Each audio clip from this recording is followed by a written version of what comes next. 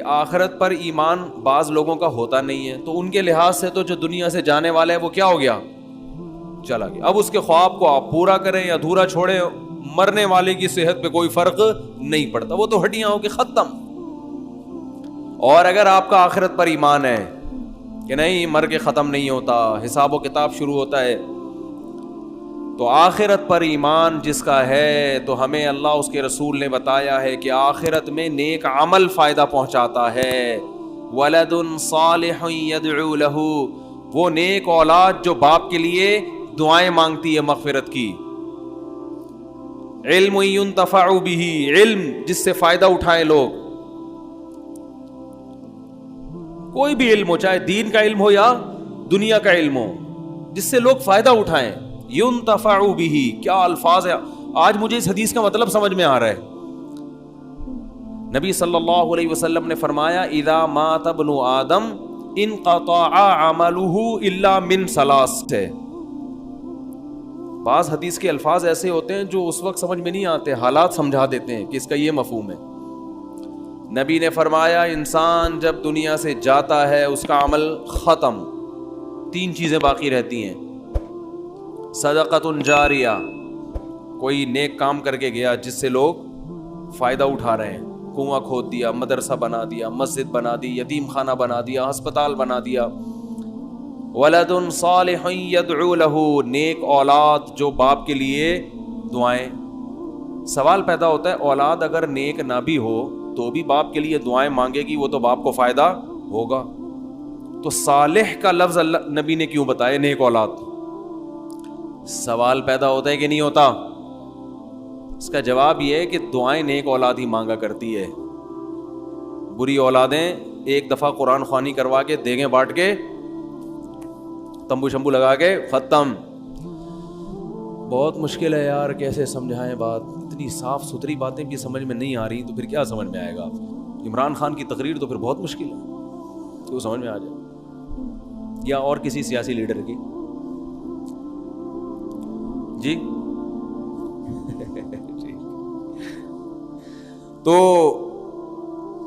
ولد صالح يدعو له, نیک اولاد جو دعا مانگے. اس لیے کہ نبی صلی اللہ علیہ وسلم کو یہ بات معلوم ہے کہ جو دعائیں مانگنے والی اولاد ہے وہ بری اولاد دعائیں مانگتی نہیں ہے, وہ فارمیلٹی پوری کرتی. ابا کا تیجا ہے تو تمبو شمبو لگائے, قرآن خوانی مسجد میں بچوں کو بلا کے پیسے پکڑا دیے, یعنی ثواب بھی بک رہا ہے مارکیٹ میں, ٹھیک ہے نا, کہ مدرسے کے بچوں کو بچے بھی دیکھ رہے ہوتے ہیں آج بریانی ٹائٹ, وہ اسی حساب سے بخشش کی دعا کرتے ہیں جتنی اس بریانی میں بوٹیاں نظر آئیں. اگر دال چاول کھلاؤ گے تو وہ ایسی پھسپھسی سی دعا نکلے گی ان کے منہ سے, ٹھیک ہے نا. جتنا گاڑھا سالن ہوگا اتنی زیادہ بخشش دعا, یعنی ایسی پاورفل دعا. تو وہ فارمیلٹی ہے کہ ابا تھے, پھر سالانہ برسیاں منا لیتے ہیں, یہ کوئی مغفرت کا, یہ کوئی اصالہ ثواب تھوڑی ہے, کچھ بھی نہیں ہے, ایسے ہی ہے, انٹرٹینمنٹ ہے, ایک فارمیلٹی ہے کہ ہر قوم میں کچھ رسومات ہوتی ہیں تو مسلمان بھی کچھ رسومات کر لیتے ہیں, یہ دعا نہیں ہے. حکیم الامہ مولانا اشرف علی تھانوی رحمہ اللہ تعالیٰ تھے بڑے کڑک مزاج. ان کو کسی نے ہدیہ دیا اور فرمایا, ہدیہ دیتے ہی فرمایا دعا کریں میرے لیے. انہوں نے فوراً ہدیہ واپس کیا, فرمایا ہمارے ہاں دعائیں بکتی نہیں ہیں. یعنی مطلب یہ کہ فری میں بھی میں کر سکتا تھا, ہدیہ دے کے فوراً کے دعا کریں تو اس سے گویا یہ لگ رہا ہے کہ پہلے یہ پیسے لے لیں اس کے بعد کیا کریں. وہ کڑک مزاج تھے تو وہ کہہ دیا کرتے تھے. انہوں نے کہا یہ ہمارے یہاں فری میں دعائیں ہو جاتی ہیں. تو وہ پھر معذرت کی اس نے, حضرت وہ تو میں ویسے ہی لگا دیا میں نے ساتھ میں, مقصد تو یہ تھا کہ دعا کریں, تو میں ویسے ہی دے رہا ہوں. تو کوئی لالچی ہو تو وہ کیا کرے گا, لفافہ لے کے دعا, پھر کہے گا مزید دعا کروانی ہے تو اس کے الگ چارجز ہوں گے, مزید دعا کروانی ہے تو اس کے الگ ریٹ ہیں.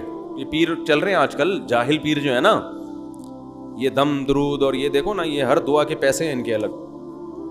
خیر,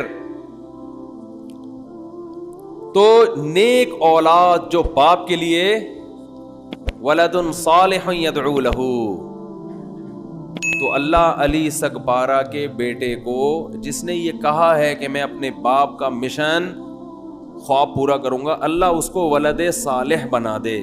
تاکہ وہ خواب پورا کرنے کے بجائے باپ کی مغفرت کے لیے دعاؤں کو زیادہ فوکس کرنا شروع کر دے کہ ان کے لیے دعائیں مانگو, صدقات و خیرات کرو ان کے لیے. اور تیسری چیز جو نبی نے بتائی, او علم ينتفع به, ایسا علم چھوڑ کر جائے جس سے لوگوں کو فائدہ ہو.